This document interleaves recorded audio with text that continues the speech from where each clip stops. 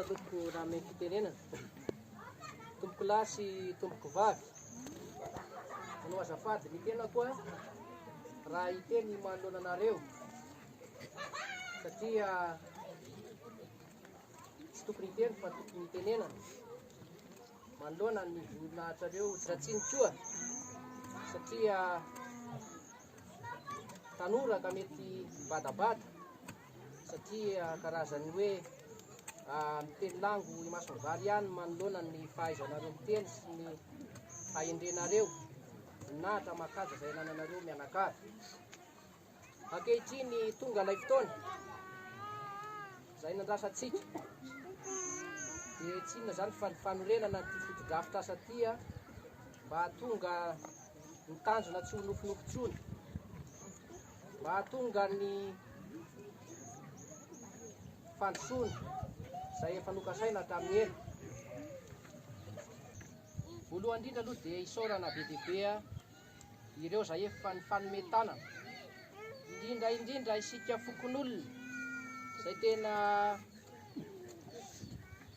manao ny aina tsy ho zavatra amin'ny fanorenana n'ity fotodrafitr'asa ity, hatrany amin'ny fanamboaran-dalana izany, hatrany amin'ny fanaovam-biriky, ny fitaomana ny vato kely, ny rehetrarehetra izay hitapirofo amin'izao tazantsika maso izao.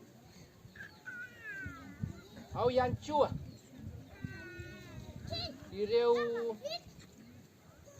zanakam-pielezana. Voalohany indrindra aloha dia isaorana be dia be ireo izay efa ny fanometana, indrindra isika fokon'olona izay tena manao ny aina tsy ho zavatra amin'ny fanorenana n'ity fotodrafitr'asa ity, hatrany amin'ny fanamboaran-dalana izany, hatrany amin'ny fanaovam-biriky, ny fitaomana ny vato kely, ny rehetrarehetra izay hitapirofo amin'izao tazantsika maso izao. Ao ihany koa ireo zanakam-pielezana toy foana ny asa fampandrosoana ary ny tarigetrany tamina izay efa napetratsika dia ny hoe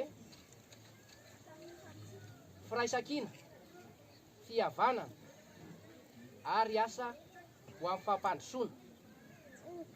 Eto raha miresaka tamina isika